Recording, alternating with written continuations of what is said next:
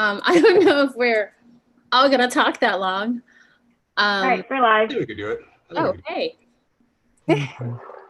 Yeah, I mean, part of it is just like seeing where it can go and stuff like that. So yeah. Should I just start with the current? Yeah. Okay. Go ahead, Rodney. Usually it's like action. So if we edit it, it's like cut. Okay. Hi, my name is Rodney Kamarsi, and I'm the Senior Programs Manager at the Asian Arts Initiative. I just want to take some time to welcome everyone online and on our artists on Zoom. And on behalf of everyone at Asian Arts Initiative, just really thank everyone. I want to do a special acknowledgement to Melissa Chen doing all the background work, all the tech work, and all the helping us pivot rapidly and keeping the machine going and stuff like that. And Catzie Vilayphonh for just being an amazing curator and visionary, for helping us really conceive the show and not giving up, not letting us give up.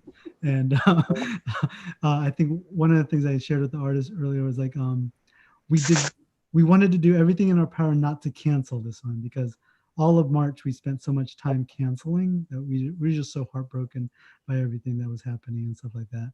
So because of COVID-19, we were able to just really make rapid changes and just learn technology that we didn't know already.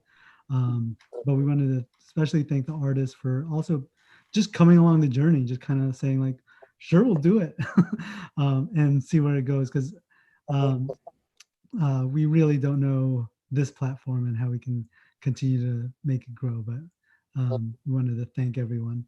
And then also just acknowledge the special time we're in. I think the show itself has brought, we were trying to think like how the timing of the show is even more important, like thinking just about what was happening during the Vietnam War at that moment, and also with the communities that were really impacted, and like the solidarity that was shown. Like I still remember stories of like the draft and you know, people, especially African Americans, saying like, we will not participate in this war because you know, I'm just remembering the Muhammad Ali quote, like no one called him, and you know, Vietnamese never called him an N-word. So it was just like one of those things. Is like, yes, how do we show up in this time for our Black brothers and sisters out there too, right? So a lot of this has just come up. We've been, I think a lot of us in Philly have just been on these calls rapidly and just saying, how do we respond? How do we react? So we really thought like how important it is now to talk about it amongst each other as well. But I also just wanted to give y'all the space as the artists, as the creators, as the visionaries, just to dream up whatever new worlds that you're going to dream up to. So I just want to honor that space and thank you all. And now I'm going to go into my YouTube face. Is like, and if you like what you saw, don't forget to like, comment, and subscribe. But for the audience out there in the YouTube world, if you do feel compelled to donate to the Asian Arts Initiative, I think we'll also be looking for some help in the future as well. So look for stuff in the description box. And for anyone that is tuning in, new stuff is going to be coming out. I think Catzie will go over some of this, but new stuff will come out in July. So the next grouping of artists will be able to tune into that as well. So thank you guys again. I'm going to go dark and be muted, but if you need anything, I'll just be in the background. Thank you, Rodney. Thank you.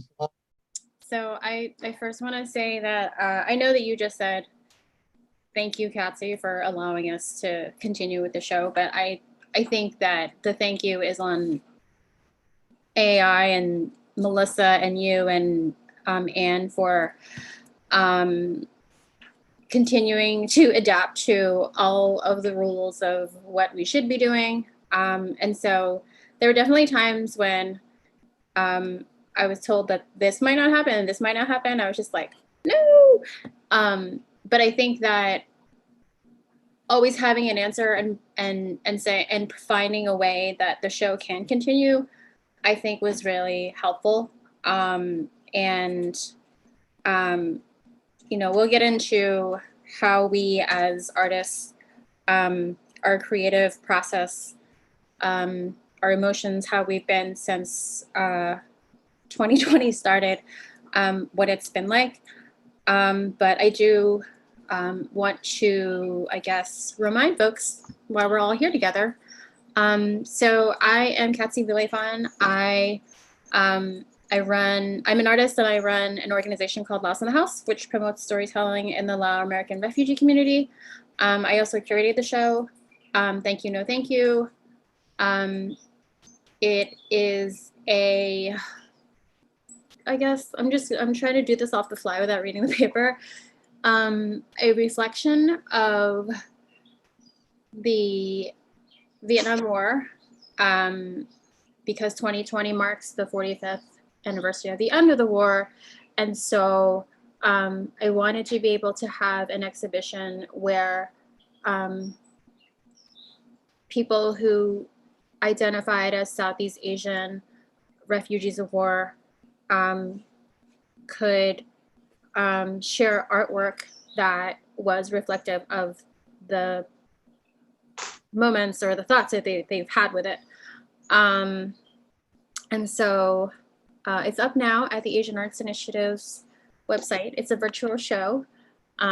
So we can all go see it now, and it's up until August 12th, right, Rodney? And so today we are here having a talk with some of the artists, and we're going to talk about art. We're going to talk about the Vietnam War. We're going to talk about our identities. We're going to talk about Black Lives Matter. We're going to talk about our roles as artists, as leaders in our community, but also as human beings and as people who have to also process these things that are constantly changing around us. And so welcome to the show.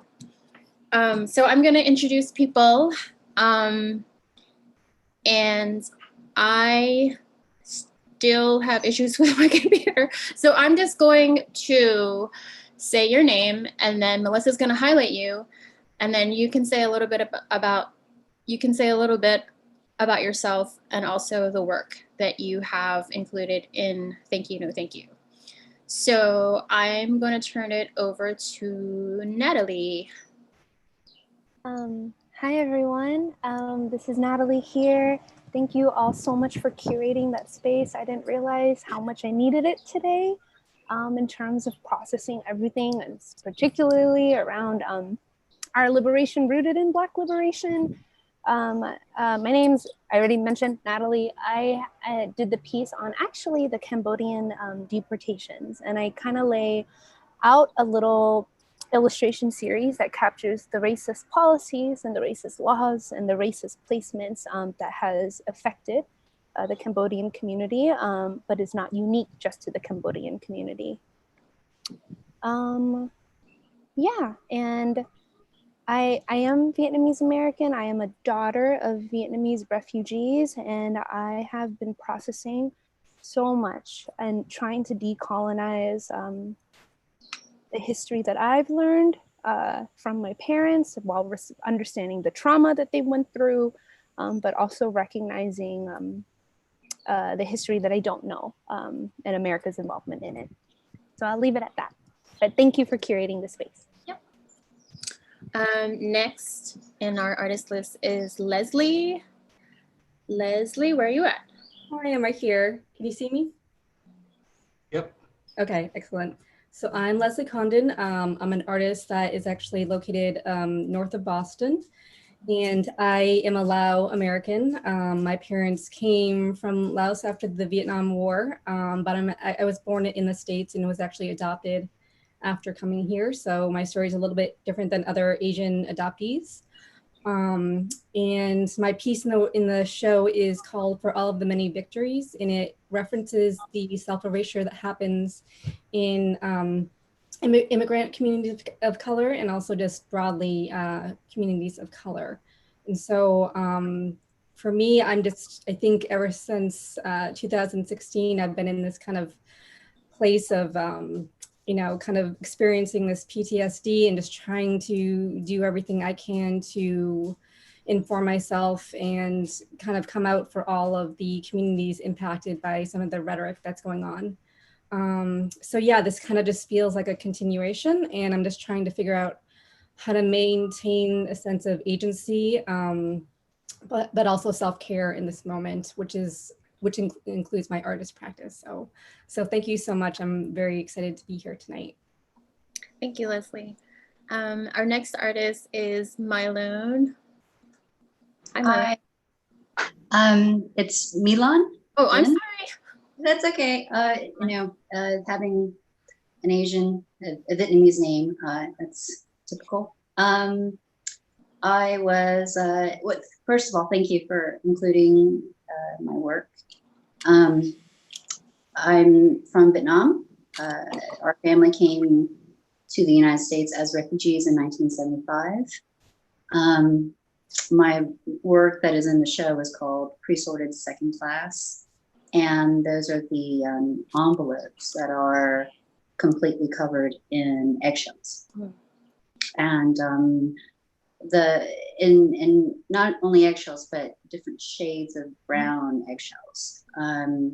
It is a continuation of the work that I've been doing for a number of years, and which is somewhat, the technique itself is inspired by San Mai, which is a traditional Vietnamese art craft, but taking it into a contemporary context and using it in different ways.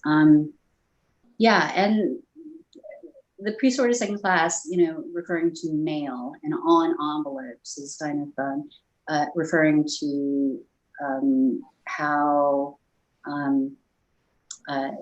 immigrants, Black and brown immigrants, have been kind of sorted out, you know, and very, very purposely sorted out as the unwanted immigrant, you know, and this goes to the question of, like, you know, are we American enough? And based on our culture, our cultural background, but also, you know, just the color of our skin, and having, I'm just really glad to be a part of this, because it is so timely with what is going on, you know, rapidly right now, and how this the cross section of, you know, just the question of identity of the refugee experience, but also our Black brothers and sisters who have always, I think, this question of are you American enough? Are you American? Are you a full human being? And so, yeah, just a lot of processing, and yeah, I'm here to talk about the work, but also just listen and learn, and then also today I was able to actually go to the website and go through every artist that's involved in this exhibition. I'm just really honored to be amongst them. Great, MyLoan. Great to have you. Our next artist is Chantala.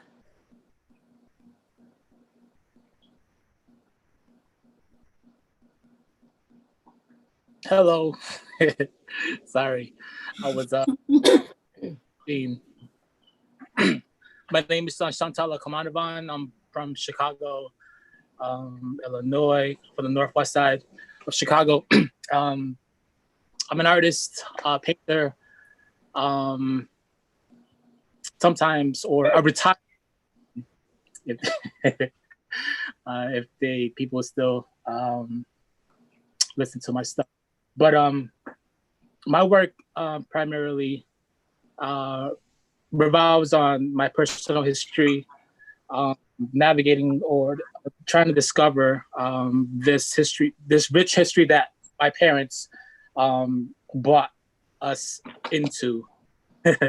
And the work is a lot about discovering what it is to be American, the dual identity thing, you know, are you American or are you Lao or are you Lao American? And what does that mean when it's in conjunction with those wording? Because a lot of times growing up here, my discoveries has resulted in people just don't let you live without labels. And the work is sort of like trying to uncover what this thing is, this identity thing. And primarily I work on painting the history of my family's migration. And also by doing that, I'm also documenting my family history as we are moving on into the future. And yeah, that's what that's what I've been doing for the past 10 years. I think that's it. Thank you, Chantala. Our next artist is Alex.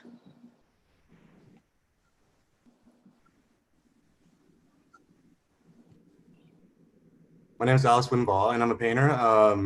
I just wanted to reflect upon just the Black lives that have fought and sacrificed their mind, bodies, and spirits so the spaces like American Art Initiative could exist. And without them, none of this would be here. So I just wanted to go ahead and start with that. The paintings in the show that I have is Wittmann dismounting a French officer, which is an anecdotal painting about my grandfather's martial arts he invented, which he taught the local youth to fight back against the French colonizers at the time in the 1930s and the 1940s. And the other painting that's in the show is called Riot Officers in the Dark. It's about my experiences in Hong Kong and seeing the abuse of state power, which is not just limited to what in Hong Kong. It's all across the globe. I mean, it was here last week in my backyard, and so it kind of reflects upon the sort of hidden power of the state. Thank you, Alex. Next is Sisavanh. Hi, my name is Sisavanh Phouthavong. I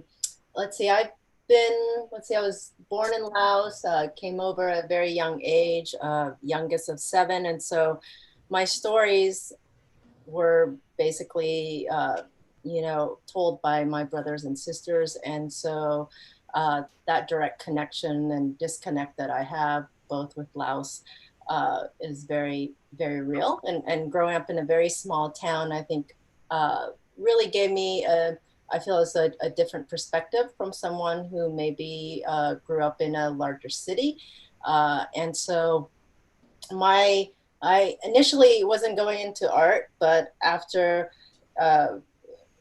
going and getting my BFA, I realized that was really important to continue making work that was about my country, about displacement, about diaspora, all those big words that start to talk a little bit about the disconnect that I have with being Asian American. And so my work primarily has always been about figuring out myself. And I had some really wonderful mentors in undergrad at the University of Kansas. And then later on in graduate school, I continued to make video and installations and sculpture. I've never really just stuck with painting in general. And so my work has always kind of scattered among different mediums, and always a big believer that the concept dictates the material. So the piece that I have for Asian Art Initiative is called Scattered Bomblet, and it's a direct connection with the Secret War in Laos. I've been dancing around and making work that was connecting with Legacy of War that's a bit more abstract, but I realized that that having a tangible object was really quite important, and the idea of possibly someday people being able to step on these sculptural pieces, hoping for them to kind of reflect their own history, but also that kind of real notion of what it means to possibly have these bomblets scattered all over your own lawn in America, having two kids, I can't even imagine again having my kids go outside and, you know, finding these little bomblets. And in terms of Black Lives Matter, I feel like being from a very small town, I grew up with a lot of, you know, not insecurities, but definitely, I don't know if it's, you know, definitely a little bit, I feel like a little bit more racism, you know, predominantly a very white community. And so my skin has always been fairly tough in terms of dealing with that. And I didn't see a lot of African-American growing up. And so when I came to the South and started teaching in Tennessee, where I'm at right now, it was amazing. And I, you know, have tons of African-American friends, and, you know, and I still today don't understand. I mean, I understand, but maybe not want to understand why there's such a you know, anti-Black, anti-Asian, and at the end of the day, I guess it's just because we're all different, and there's no, it just seems like there's no resolution for it at all, which really for me is really quite sad for the human population. But yeah, so I will continue making work that speaks to, hopefully, you know, about my country, about the secret war, but also about myself as an Asian American and as a woman, and not being afraid to go into the realm of creating sculpture that maybe is predominantly male-centered. Thank you, Sisavanh. And our last artist to be introduced is Barbara. Hi, I'm Barbara Tran. I'm so grateful to be here. I had not, before this exhibit, worked on anything in the visual realm. And so once I saw the call for this exhibit, I thought I really need to be part of this, because I had been feeling such a need for community. And as it turns out, even more so once this exhibit launched. Even though I've never met any of you, any of the artists, I feel a connection. And I think because of our shared history, there is a level of understanding that happens. And I think it's so crucial to artists to feel that interconnectedness and to know that web is there. There's so little, I don't know, payback that we get for what we do, or certainly not rich, that the payback is emotional. And for me to be here is really rich. And I also want to give a shout out to my collaborator, Morgan Omer, who did a remarkable job with my poem, Blue from a Distance. Since I work primarily with words, it was so helpful and so rewarding to have my words seen in this way. And he really understood, maybe more so than I did, what I was trying to do. So it was wonderful to have that collaboration, and just so rewarding to be here with all of you. Thank you. Thank you, Barbara. So you mentioned that you didn't know anybody here, but I'm wondering if anybody else here knows the other people. I mean, I know who I know, and I know Chantala, Sisavanh, Alex, but I don't know, I haven't met the rest of you, so I'm wondering if any of you guys know each other. I know who you know. I just know Chantala. It's nice to meet all of you. Meet you too. Yeah, I only know Catzie, but it's really great to be in a show. I mean, to see all these beautiful faces together, it's really inspiring. So this is awesome. Okay. So I guess I should start asking some questions. I'm gonna ask all of you, and you all don't have to answer, but it is directed at all of you. And that question is, how are you doing? How the hell are you guys doing? I'm gardening. Well, I went camping too, and so that's been really helpful. I honestly haven't been making a ton of work because I made a ton at the beginning of the year, but it's a little crazy, you know, and having 2 kids at home all the time. But I guess as sane as an artist can be. I'll leave it up to that. I'll leave it. I'm doing great.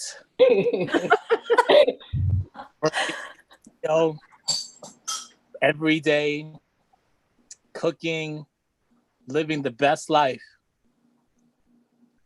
Unemployment kicked in 2 weeks ago. I'm making more money than working. So, fuck it. Yeah. Good. Anybody else want to answer? Sure, I'll jump in. I feel like I'm just trying to take time to really value what is going right in this world, and that is having networks and connections and opportunities with other Asians and just people from various communities of color. Really connecting with other women of color, and it's just meant so much to me to feel like we're at least gaining strength as a broad affinity.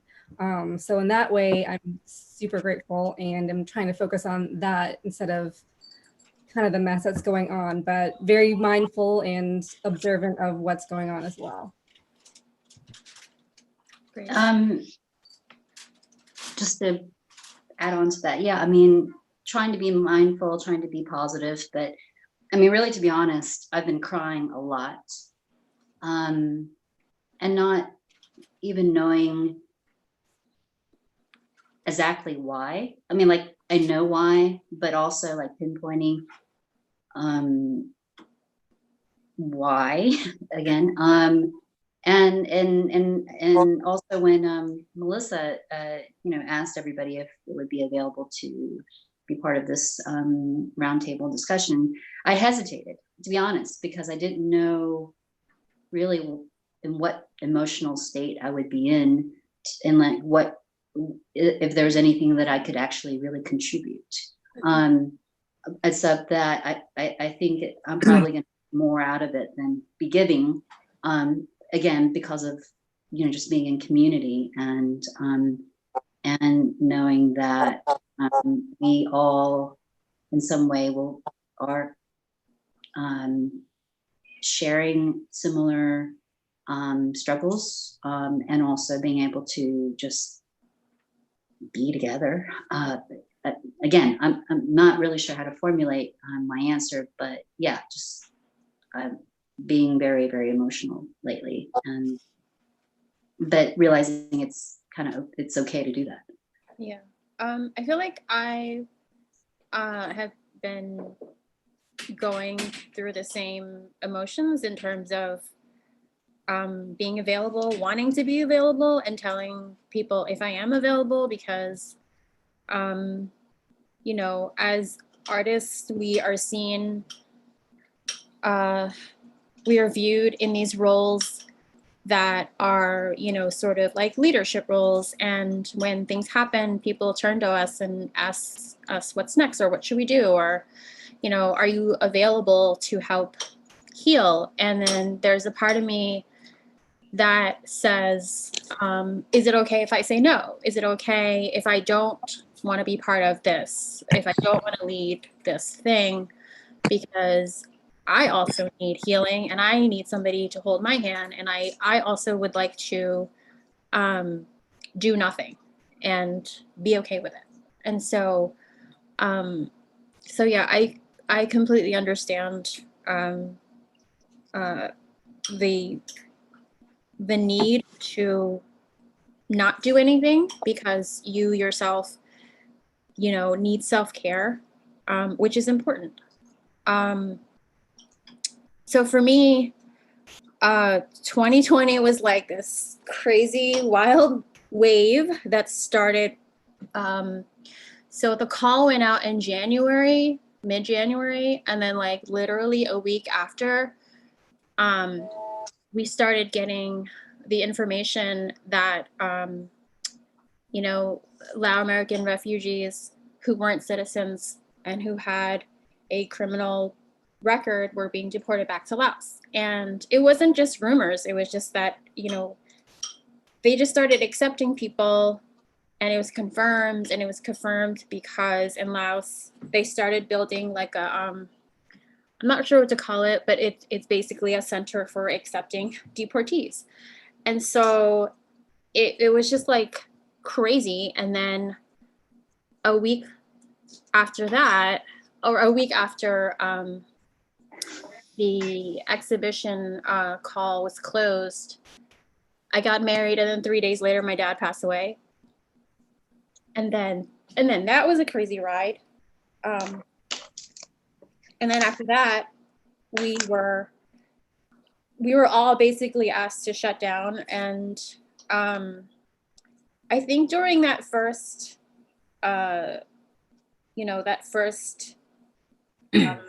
necessary demand to stay home and not go anywhere, I definitely reflected upon ancestors, and a little bit I was thinking about our ancestors and our parents and all of those who were the refugees the ones who had to make the decisions to leave, what their lives might have been like, and if they went through like a similar thing where there was a government call to not go outside, and like there's curfew and don't do this and don't do that. And so definitely had those emotions. And then of course, as the weeks passed, everything started canceling. And then there was a real concern whether or not we would have this exhibition. It was never from the Asian artists. It was always from me. It was always like, maybe we shouldn't do it. Maybe we should just let everybody heal, you know? And then of course, you know, the week that we are supposed to open, George Floyd is murdered, and, you know, the world changes again. And so during this time, and Alex knows this because Alex helped me with my video, but like, I felt like my creative process was really scattered, because at first it was focused on one thing, and then it became, I have to include all of these things that I am thinking about. I have to include my dad. I have to include COVID. I have to include refugee, Vietnam War memories, you know, and so it was very overwhelming for me, because I had this sense of like, I have to include these things, but I'm not really sure how. So I guess I'd like to ask, well, I'll start with Chantala. Chantala, your dad also passed away, and your brother. And so I would like to know, for you as an artist, if your creative process has changed or how that affected your work as an artist. Yeah, I'm sorry to hear. Condolences to your family about your family, your dad, and my dad had passed away just when COVID had just like peaked or just fucked it all up for us, and it was kind of difficult because it was they shut down the hospital and we couldn't go see him, but and when he had his funeral, you know, there was only 10 people who could just show up to his funeral, which was kind of sad because for our family, because my dad was so involved in the community and he has so many friends that wanted to say goodbye. So that was kind of whack in that point. And 10 days after that, my brother passed away, both from cancer. But when you answering your question about making art and processing, or how am I going to process this new event, right? I'm not sure if how it's going to affect me, or how am I going to approach the work differently. But since my dad and my brother had passed away in a month and a half now, I have been making work, and I showed it to a friend of mine, and he said that it was dark. I didn't see it as it being dark, but you know, maybe it is. Or when I look at my other work, the work that I submitted into the Thank You No Thank You show, I think that work is dark. You know what I mean? But sometimes like the darkness is like the beauty, or the sadness is the joy. So the work has to have like a balance between the good or bad, or the love and hate, or the mistake and the intentional. Mm-hmm. You know what I mean? And when you look at my work, there's a lot of mistakes and there's a lot of intention. But I think when it becomes a thing, it's when I accept the mistake and accept the intention. And I've always worked that way. So I'm not sure if the death of my brother, my dad, would affect my process. But definitely they're on my mind. You know what I'm saying? Because my brother is a painter as well, and he was the biggest inspiration and also the biggest influence in my work. Dating back to when I was really young, growing up really poor, and not having like diversions in the house, and the only diversions we have in our house was a pen and paper, or pencil and paper, and having my brother like watch over me most of my life, he sort of taught me how to draw. Like I would copy his drawings because he was a better like draftsman, or even a better drawer than I was, because I was 2 years younger than he is. So I would take a lot of his drawings and I would copy them by putting them on the window and just like tracing them. And doing that, I just the brain and the hand gets a little stronger every day when you keep doing that. And stylistically, that influence will appear in the work. And getting into our adulthood, or even our early adulthood, we both got into the art scene or art business together at the time.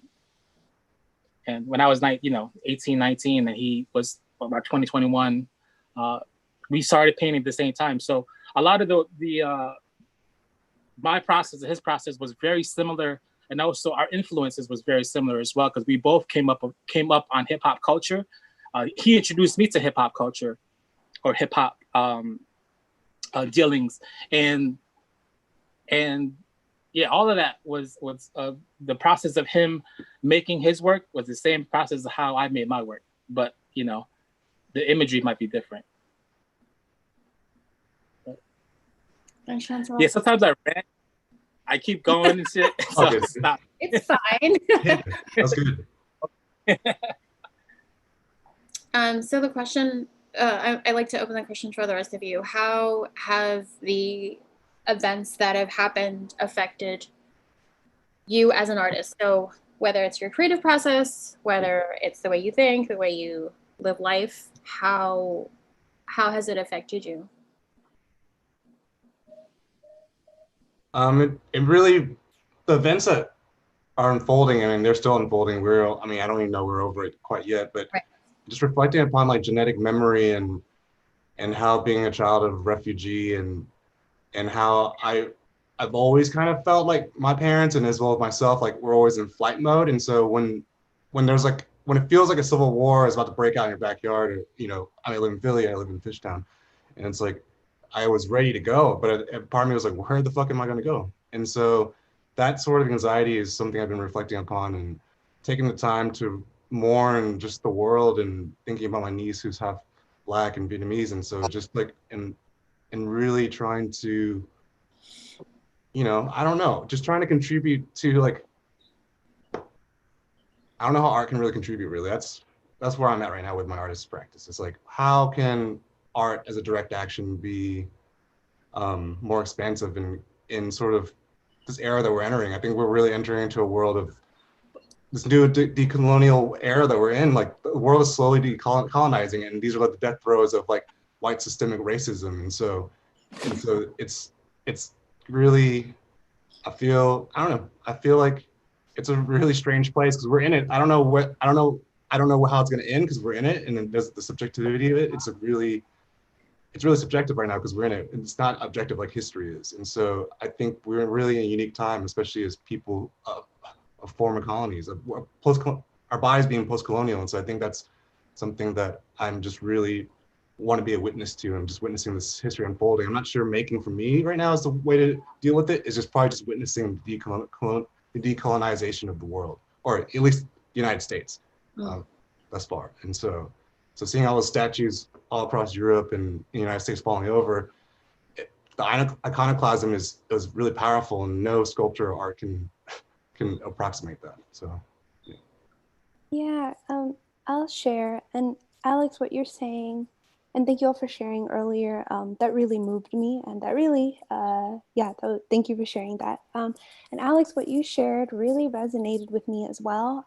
I'm realizing I haven't created art just for me since this all has happened. But the only time I created art was in this process of decolonizing my history. Right. And my parents' history. The only time, and I realized the only time I created something was a tool, not even for like other people to learn, but realizing I'm unlearning so much stuff. And I'm recognizing there's two discourses happening. The work Vietnamese Americans are doing to unpack their anti-Blackness, but that's separate because I'm learning, like, that means we're centering ourselves, and right now we should be focusing our efforts on defunding the police. So that's a different conversation, but a whole other layer of work that feels separate on its own is the decolonization of our history, the unpacking of all of that trauma, and that does feel separate. And I've realized in this process, I've conflated the two. I kept trying to unpack Black liberation rooted in Vietnam history. I just learned how, I think I shared this earlier, like how MLK in his speech Beyond Vietnam argued for reparations for Vietnamese refugees, but conflating the two, I'm learning, makes it feel transactional solidarity. I've been called into that. And I'm like learning in real time. And I think I'm also in a place where we are all collectively learning and messing up and learning again. And like, we went from like, I keep saying this, but we went from like baking banana bread to like learning how to defund the police, like in a matter of a week, right. you know? And so, I'm sitting with that. I'm sitting that there's two conversations actually happening, but we've conflated it. That the whole Asians for Black Lives, Southeast Asians for Black Lives, that means centering Black lives, as opposed to a conversation about bettering our community. That's a separate conversation. And in that conversation is the decolonization of our history. And it's been a moment for me. Yeah. So I'll leave it at that.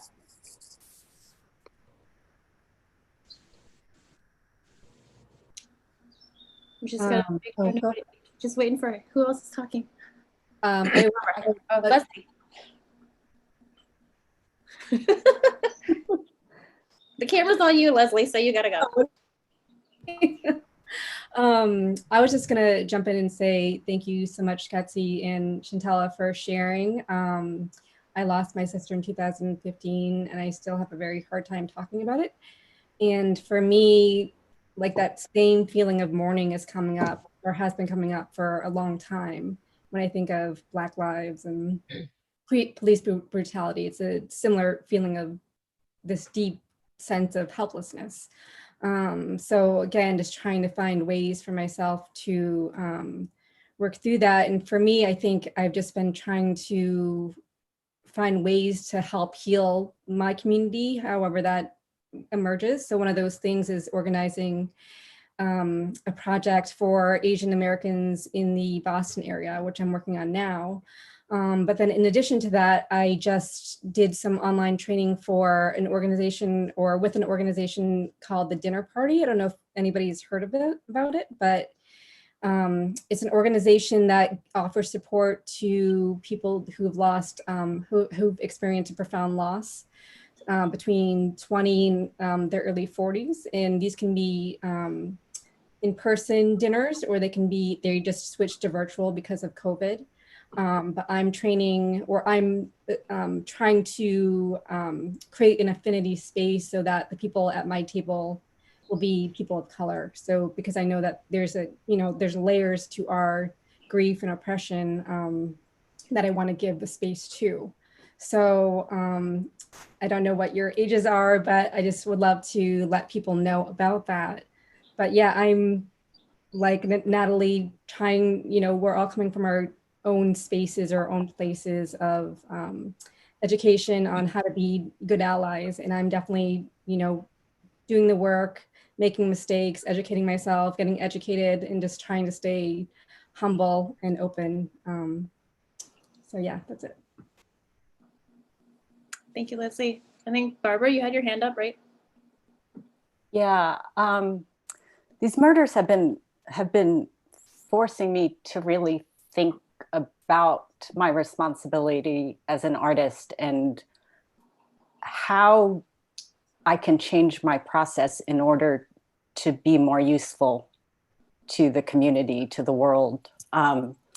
This last Saturday, when I was headed to a protest in downtown LA, my partner and I were heading to City Hall downtown, and we didn't realize that there were different groups marching in different directions. And so as we were heading straight to City Hall, the groups had looped around. And so we were away from the crowds, headed down a side street, and we were passing a police precinct. It was flanked by National Guardsmen, and my partner and I were the only two walking down the street, at least close to the precinct. Obviously, I'm not an imposing figure. My partner's not much larger than I am. The National Guardsmen were there in a row. There were two of us, and I noticed that one guardsman had his finger on the trigger of his M4. And I find it appalling that I have to learn names of these assault weapons now. So he has his finger on this M4. We're walking down the street, and I think, how can I connect as a human? Like, does he see me as a human being? So I make eye contact. He returns eye contact and he holds it. So as we're approaching and passing and going by, he holds eye contact the entire time. And I just feel like I don't know what to do with that emotion. And I don't want to share this as a means to stoke outrage. I'm still processing it myself. And I thought that I would share it sooner. But then when I rethought it, I thought I don't want to use it for outrage, because I know that expressing anger is actually reinforcing, and expressing, I don't want it to be released just as anger and then gone and dispersed. I want to use that somehow. And I hope that that experience is making me smarter as an artist, and that I can use that somehow. And I share that with you, all of you, artists, audience, in hopes that we can think through these things and use them more smartly. I mean, the Black community has carried the weight of racism for centuries, and I think it's our turn to figure out how to help carry that weight. Thank you for sharing that. For me, so Alex and I have been talking, obviously because we have to collaborate, but something that I recognized in your last statement, Alex, is, the idea of flight, and for you to question, okay, where do I go? I mean, I think that me being a non-citizen, I have those same questions, right? Like if we were to leave, where would I go? And a lot of times when, you know, there are protests going down and there are things happening and I want to be a part of it, I have to remind myself that, you know, like I just have to be careful because I'm not a citizen, and I have, my government name is a really long and unpronounceable name, and I'm a person of color, and, you know, like I have to find other ways to participate.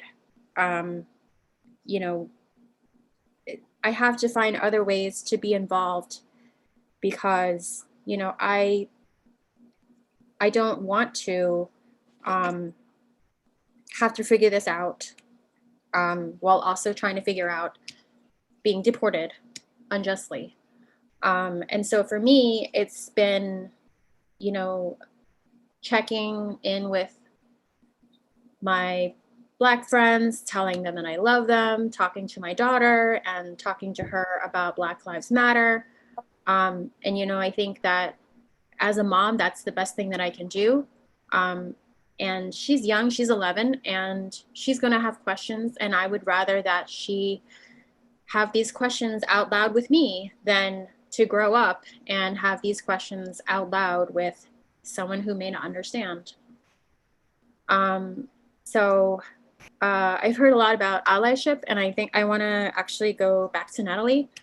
The piece that you have in Thank You, No Thank You is the illustration of the history of Cambodian refugees and their deportation. And for me, I thought it was very interesting because you're Vietnamese.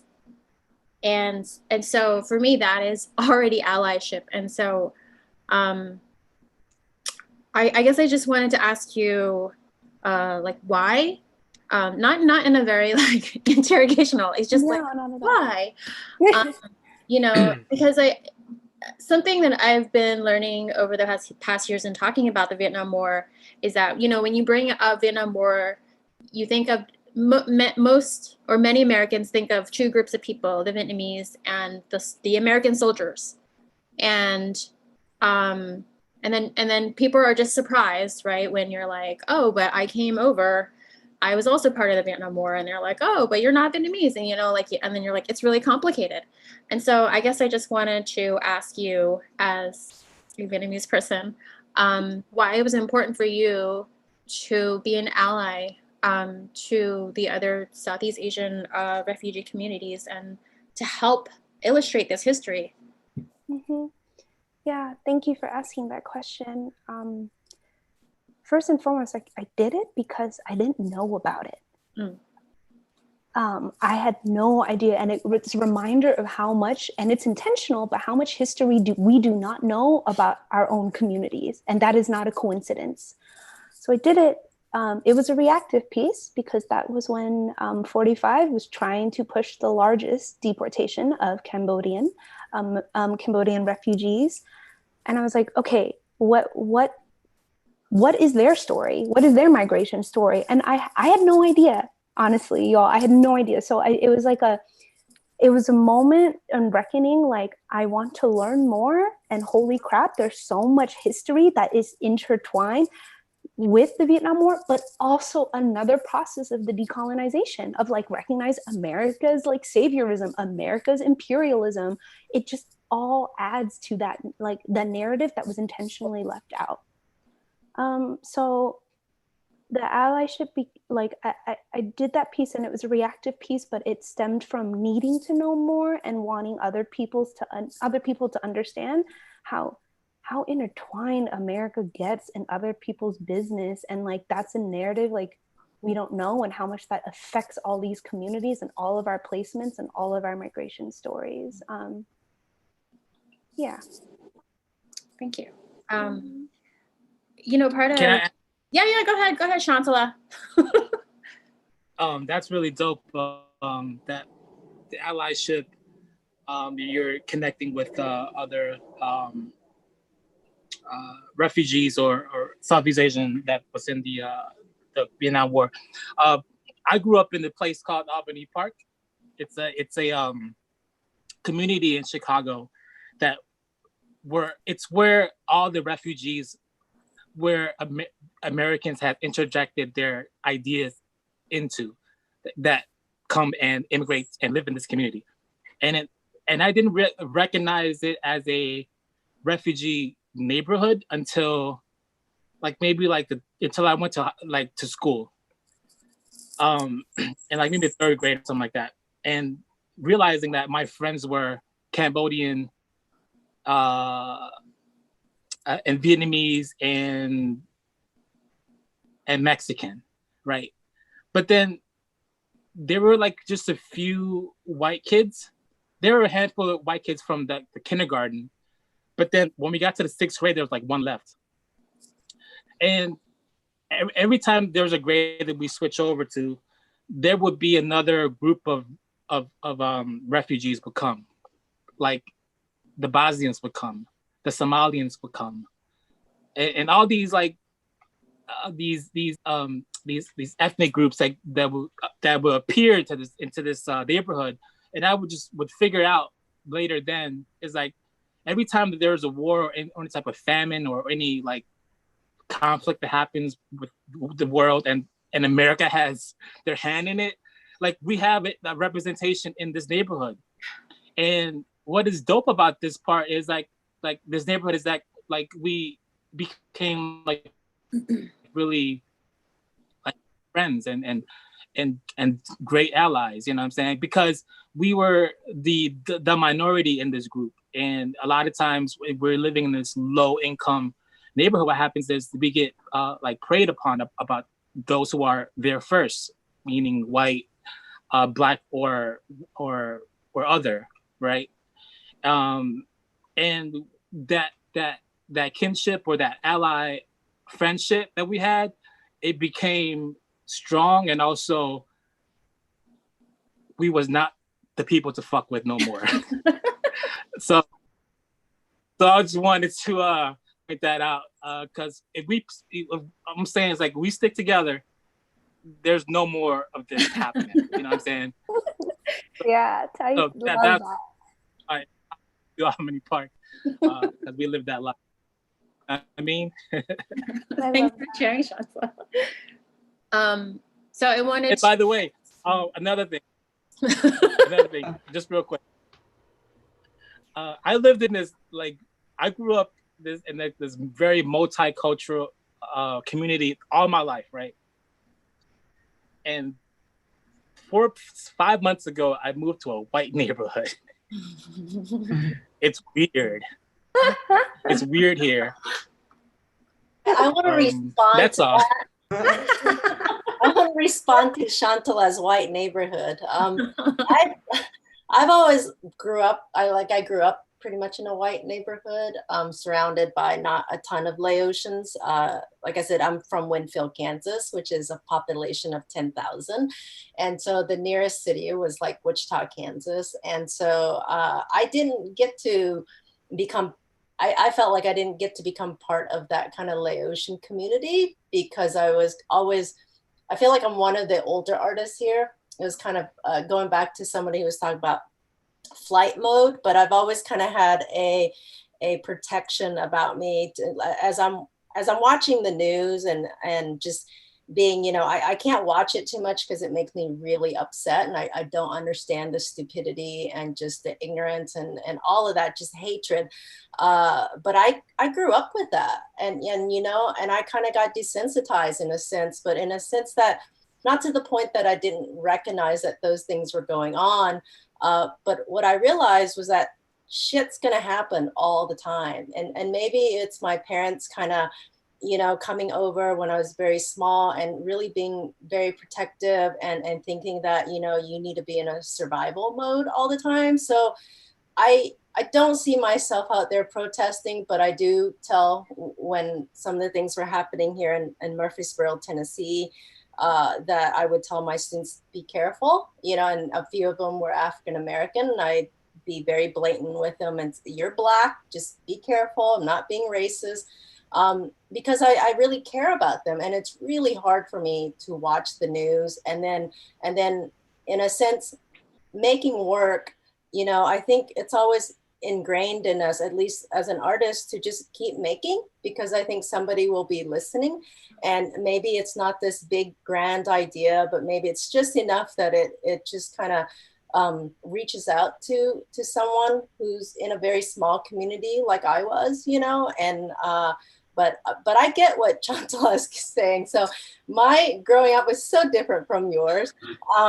And so I've always felt like in a very protective mode. And I think being a mom even exerts that, you know, that even that shell, that bubble that goes up even further.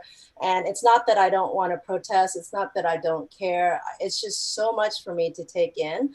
And I think it's because my, you know, and I'm a citizen, and my parents did that.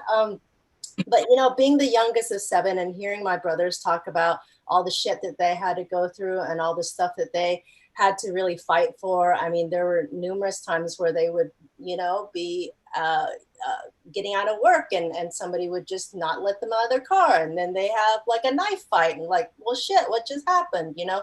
Or when the cops come to your house and you're like, no, officer, my brother is not in the room who just beat the shit out of somebody who stole his CDs. So it's not that I don't care. I think I've always just been just very observant and really taking it in. And maybe that's an artist thing. I just don't respond right away.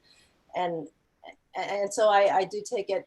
Part of my work is that it's cathartic. It's, you know, it's really trying to just take it all in, because there's just so much. There's just so much going on. It just gives me a mini ulcer. I don't cry. My kids, you know, like, she doesn't cry.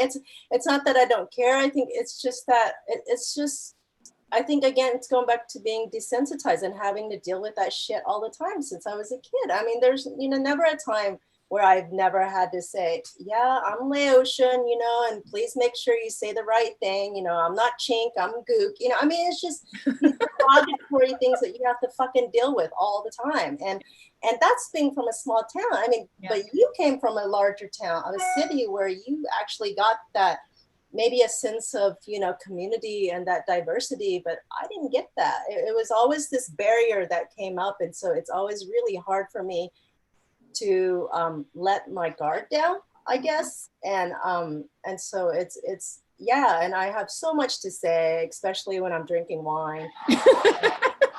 And Catzie says I'm much better when I have a little glass of, you know, but I forgot what I call you. I care after party Sisavanh or something like that, or party time Sisavanh. I have a nickname for you.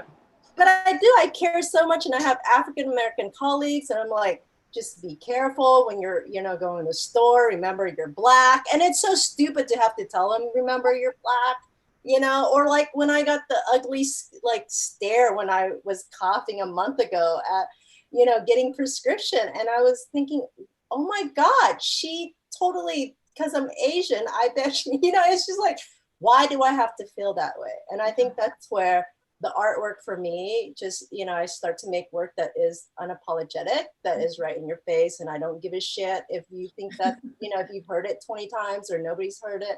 So I think as us, as Asian artists, is just keep creating, you know, because you're the voice, and whether it's this amazing thing or not, I think it's part of our kind of educating. Not part of it is educating the public about, you know, really how we feel, because I don't think Asian Americans really, you know, really get to say fuck or damn, or, you know, because we're so damn proper. But yeah, so anyway, that's for you, Chantala, all the curses. Definitely, like us creators, like we can't wait. Like it's like every time it's like it's not your turn. Like, I don't give a fuck. I'm gonna make this work, and you're gonna look at it. You know what I'm saying? Yeah. And if you don't look at it, I'll make you look at it. That's right. Yeah.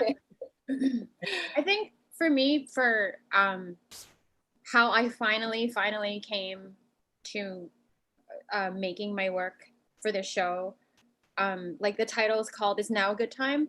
And so it's like, you know, when do we decide when is a good time to talk about it? You know, is it the good times so we're not thinking about the bad times? Is it because the bad times are happening and we have to talk about it? And, you know, like you said, shit is always happening. So, you know, when is a good time to talk about it? Yeah, but Chantala, what you said earlier reminded me of a quote from, not a quote, but something that in the film Neriku and the Betrayal, which is the documentary by Tavisa Prasavat. And when he's talking about when his family arrives in America for the first time, like all the things that he was surprised at, and you know, obviously like thinking that's, you know, he'd be welcomed with open arms and they'd have this and that, and then they get to this apartment in Brooklyn and there's already, I think he said there was like a Vietnamese man living there and then another Cambodian family, and his family is, you know, he's got like 8 brothers and sisters. So he was saying that, you know, this moment in time, you know, this group of people who they have a history of going to war with each other, now they're all living in this one house together. And so, you know, I always think about that when I think about allyship, and like we can have histories together, but I, you know, like certainly one event can definitely bring us together for whatever reasons that we have. So yeah, so thank you so much, you guys, for sharing. Can I join in? Yeah, of course. Come on in.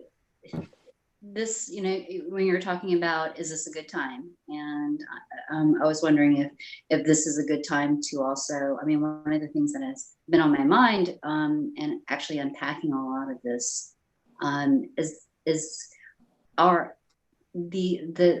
the problem of not only anti-Blackness within our communities, but also like, I'll just be frank, and you know, my parents aren't going to watch this. My parents are like, you know, I grew up with my parents being anti-Cambodian, anti-Laotian, you know, this idea of like skin, you know, darker, lighter, and this, you know, and of course the influences of like colonialism and Victorian, like kind of the lighter the skin, the, you know, classism, all of that. And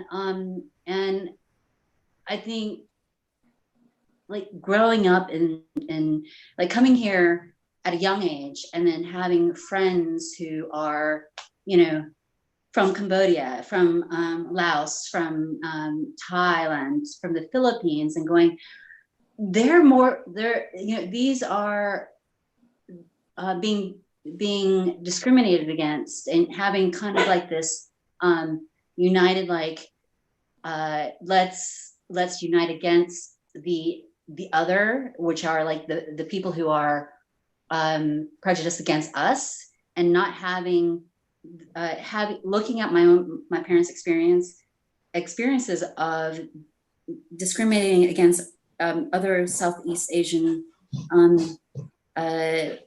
populations, and trying to unpack all of that even more right now, and having these conversations, how it's easier to have conversations with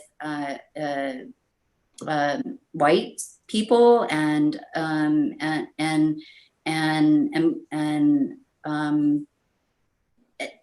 but having a really hard conversation with our own families, you know.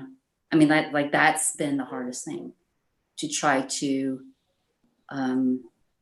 make them face this part of the problem that we're having.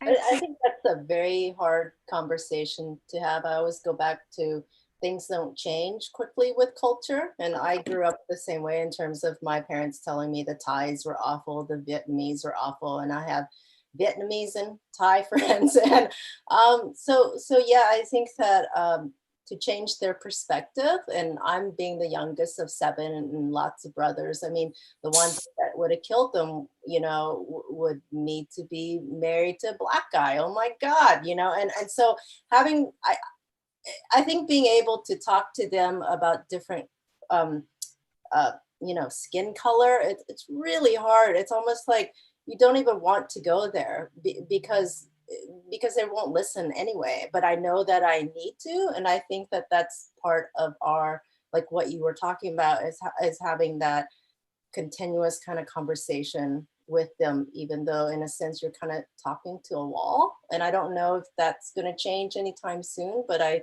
do think it's important to have, you know. Yeah, it's because our parents don't look at us as artists, right? We have like, you know, like we have this like a position of being like an artist. We're creating these things, and so we can have these dialogues with public and with friends, and you know, and dive into it really heavily, and be, you know, really passionate about it. And then, but when it comes to like family, you're like, aunt, uncle, you know, mom, dad, like what the fuck, you know? I love you, but, you know,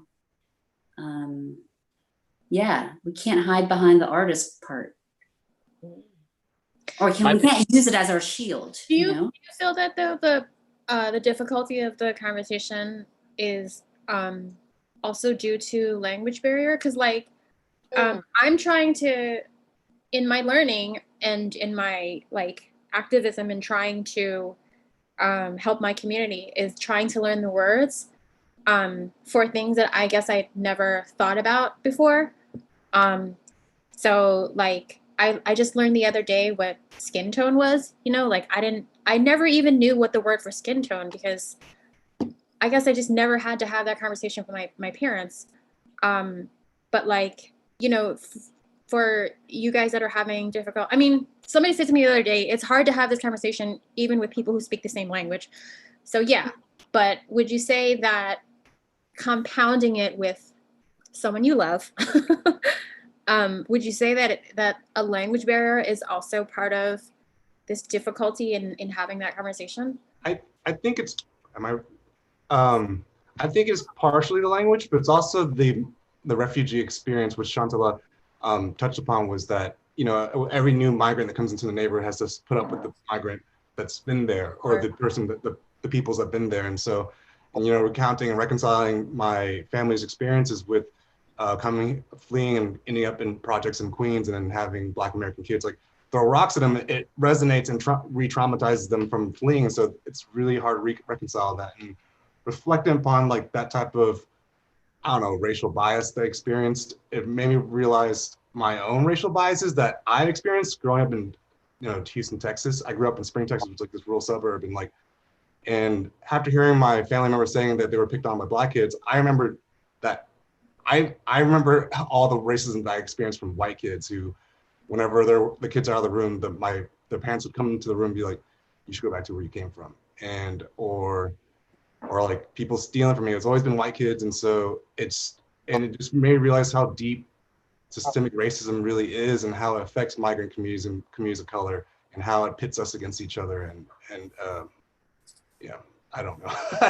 There's no real answer to it, but yeah, it's difficult. I don't know how to reconcile. That's the part I struggle with, is how to reconcile their refugee experiences and experiencing like systemic racism from the bottom up versus top down.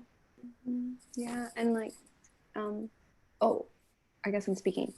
But I hear that, yeah, everything y'all are saying is just ringing so true. And I'm also trying to reconcile also like how Vietnamese people are so anti-Chinese too. And like, I know there's some like imperialistic, like colonial impact there, but I also don't know how to like navigate those conversations as well. And everything everyone's saying is just making me think about how you're right, like the system pits us against each other, and like when did we care and like try to get so close to whiteness, and like just even thinking about how Vietnamese, my family like made sure to put me in school, a Vietnamese school, but I know like other families like didn't stress that because of assimilation, right? And like And just thinking about how there were like accent reduction schools even happening in places like that is just such a stripping of humanity.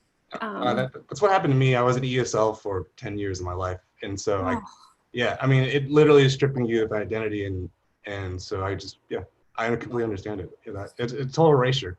It's a total erasure. Totally erasure. So, yeah, these conversations, you're right, it's really hard. And my personal experience, like I like go in with the white people, but like with my parents, I'm like, oh, but how do I respect you too? you know? Right. Yeah.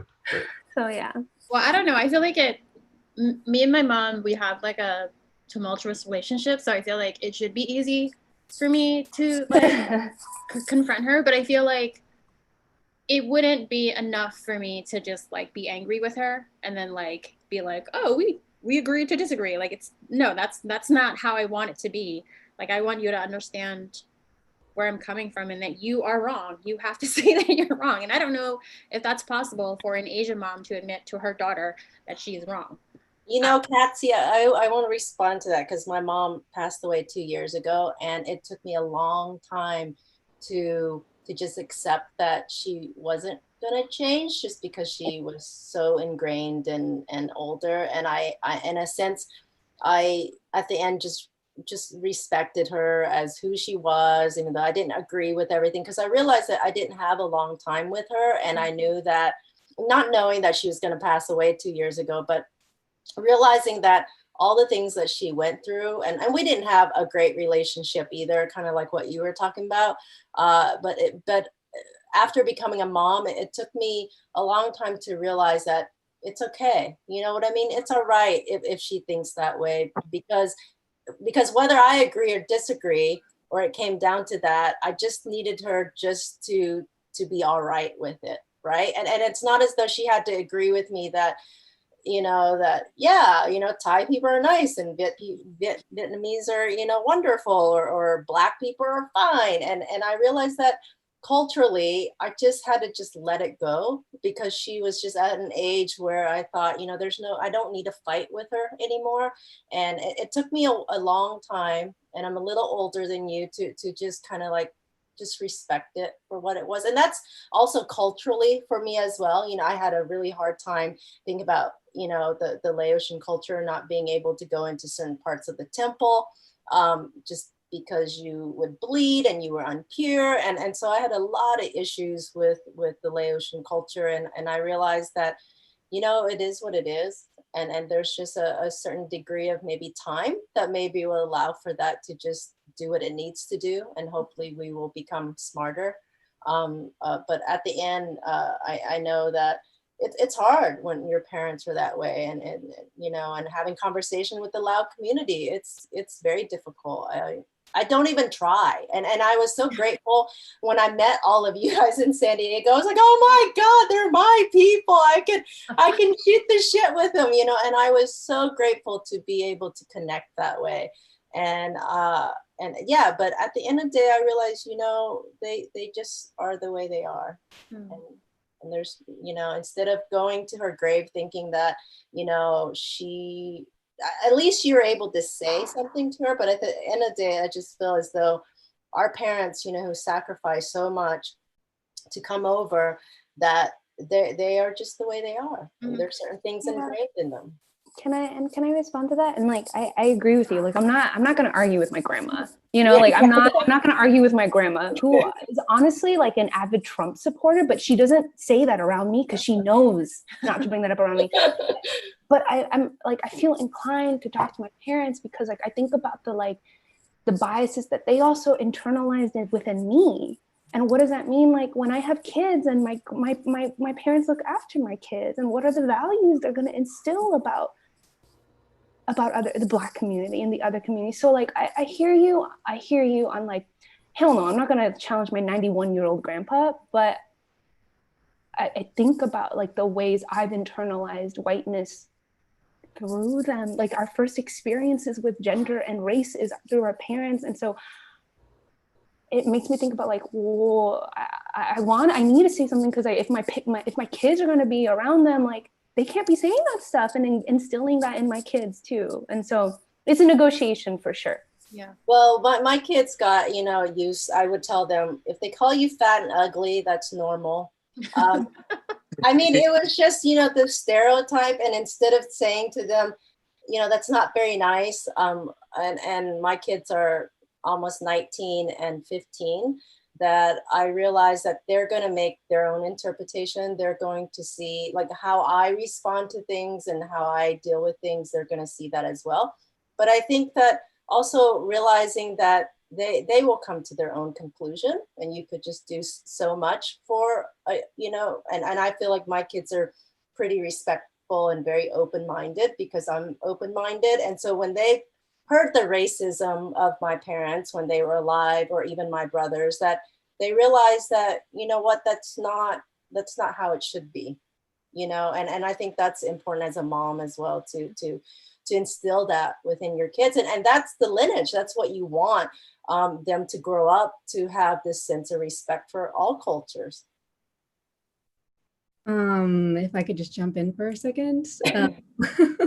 So I just had a very different background than everybody else here. As I mentioned before, I was adopted into a white family. Yeah, I want to hear about that. So yeah, in addition to growing up in a very white town, I grew up in a white household.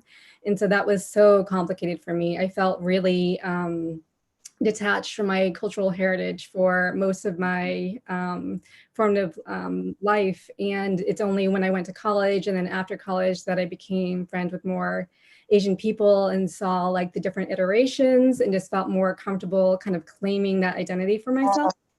But certainly it's been, you know, it's still so complicated. My relationship with my family, my relationship with my identity. One of the things was that my family, thankfully, was not overtly anti-Black or anti-anything, but they also weren't the kind of people that went and marched in the streets. And so when I asked them, like, what did you do during the civil rights? They were like, oh, we didn't do that. And I'm like, so what did you do? And they're like, we went skiing. And I was like, that is not the question. Right? It's not, but also like, you know, sent me a message like, this is what you prioritize. You really don't have an understanding of what is being fought for, what has been fought for, what's being fought for now. So I do bring up a lot of conversations with them.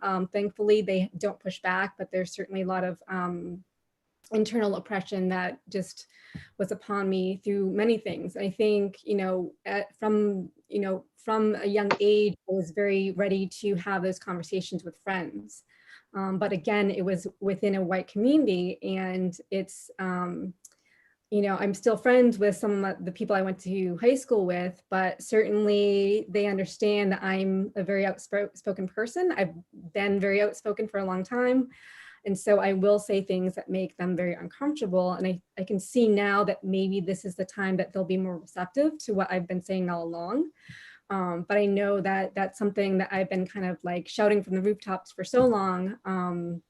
But I'm so grateful for kind of the language that has come out and emerged around this, like things like microaggressions, like perfect way of talking about all of the little things that are said to us, right? Every single day. And so for me, it actually took me a very long time to make artwork related to my Asian identity, not because I was ashamed, but because I really wanted to make work that wasn't playing into like that token Asian thing that was kind of suggested to me by a lot of my professors in art school. And so I really had to think through it. And, you know, I'm still thinking through it. Like others, I just need time to kind of process those things. But yeah, it's been strange. So right now we actually just moved to the town I mostly grew up in. So I was born in Portland, Oregon. We moved, my biological family and I moved to Lynn, Mass, which has a big Asian community. But then when I was in foster care, I was brought to the town I live in now. And during college, I lived somewhere else, but then I returned a few years later when my sister was actually sick to help care for her because she had moved back as well. And then I moved away again, and then we just moved back again. Long story short, I've been in this town for 3 different periods of my life. And this is the first time that I felt very uncomfortable, very unsure of who my neighbors are, very uncomfortable about what spectrum are we talking about in terms of racism? Are you the person that's not going to talk to me? Because some people do not talk to me right now. Or are you going to be the person that comes like, creeping around at night? I don't know. So those are the things I'm grappling with like on a day-to-day basis, and then trying to figure out how much I want to put that into the artwork, because I also don't know if I want to use my emotional labor to talk about that all the time, because is that true to myself? I'm not sure. But I am so excited to see other artists that are doing it in a much more sophisticated and thoughtful way, or have done that work longer than me, to kind of pick your brains and just be inspired. So I'm super inspired to be here, but yeah, it's still this ongoing kind of murky thing that I'm working out for myself. Thanks, Leslie. So I just got a message from AI. Time check is 8:25, which means that we only have 5 more minutes. So I'm not sure if I should ask one more question or have another go around of like, does anybody else have something that they want to say that I wasn't able to get to them?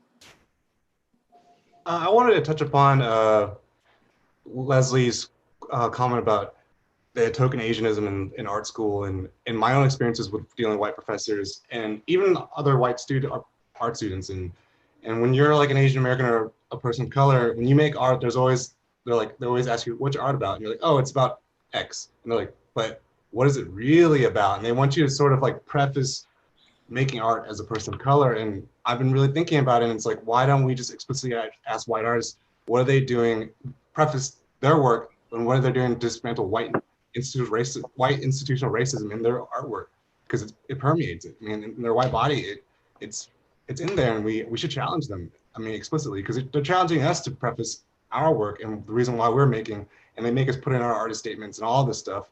But it's just no one challenges them at all.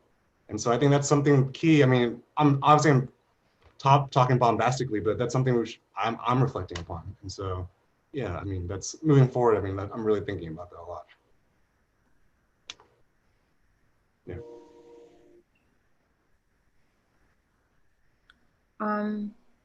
Thanks, Alex. So I know that I have to plug the artist talk that's coming up July 10th with the other artists in the show. So you guys that are listening out there, come back. But this talk has been really great with you guys. I don't know if you know this before, but I was like really over Zoom. And I don't know if some of you guys are also over Zoom, but I was like, oh my God, I just want to make sure that I get through this hour and a half, sitting in this uncomfortable bar stool in the brightest room in my house. But like the conversations we've been having, the questions we've been asking each other and asking ourselves have been very enlightening. And, I'm really, really glad that I got to meet you guys this way. And also to have your art included, and thank you, no thank you. So I don't know if you guys have any shows or talks or anything coming up, but if you guys want to plug it, now would be the time. Chantala, when's our show? Well, me, Sisavanh, and a few other artists, Asian artists, are doing a show at the M in Minneapolis, but is that going to be a virtual show, or is it going to be a window show? I think I heard the same thing, that it was going to be virtual too. No! Oh. How is it that you know before we do, though? Because I know the curator. Right. Yes. So we are in that show. I think, is there a name for it? Is there what?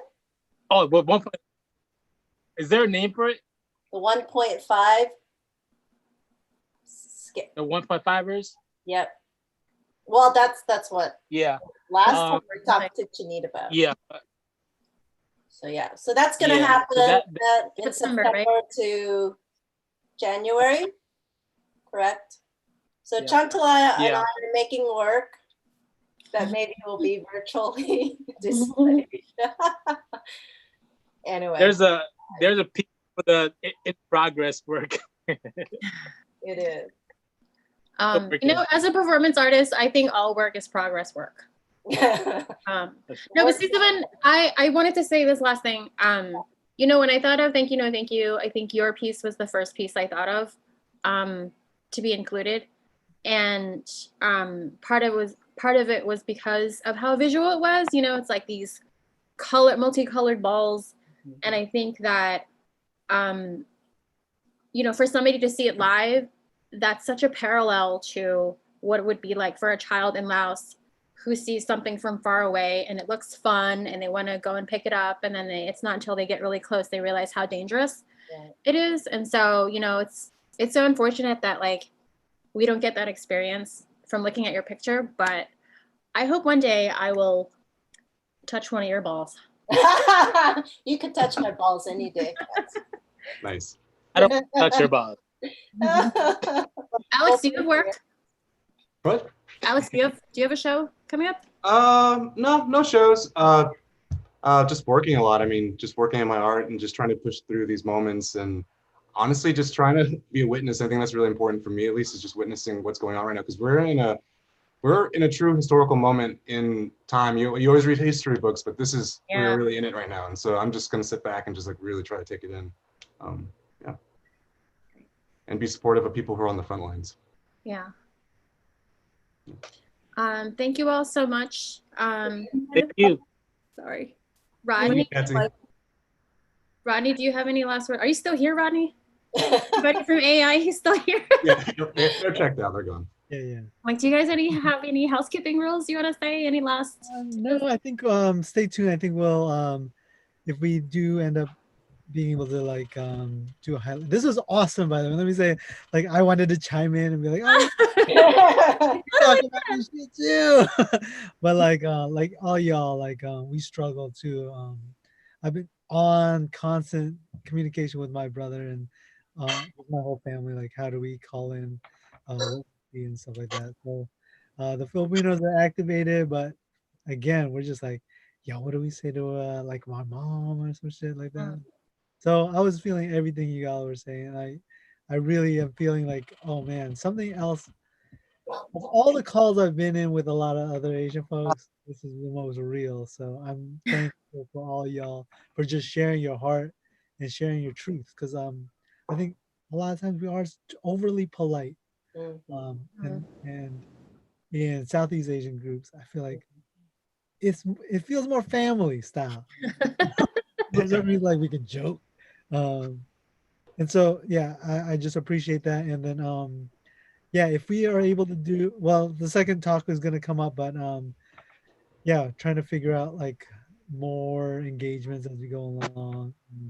So yeah, I think if you guys keep promoting the show online, I'm kind of disappointed like your other shows are getting going online too, but I guess that's how it's gonna go for a little bit. But yeah, as far as AI concerned, like yeah, we're just still trying to recoup and trying to figure out what's next. And yeah, maybe Catzie, we'll debrief and like talk more about what else we can do. But for real, the artists here are dope. I'm like, I'm like, oh yeah, you picked all the great. Real, it's good, solid. Thanks, Catzie. No, thank you guys. Yeah.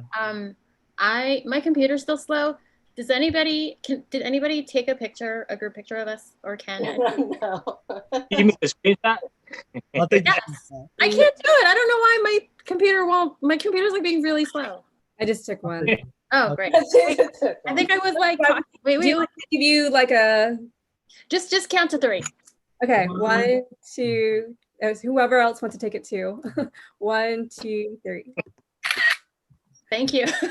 Will you share that? Will you share that? That was the first. That was the first of my. Are we doing that? Will you share that, Leslie? Yeah. Will you share that Yeah. with everybody? Was Rodney in the shot or? No, He took himself out. Oh, okay. So Sure. so I'll also send it out and hopefully we'll post it and everything. So thank you guys. Thank you guys. Nice to meet you. Thank you. Nice meeting everyone. Bye. Be safe, everyone. Peace out. Yes. Yeah.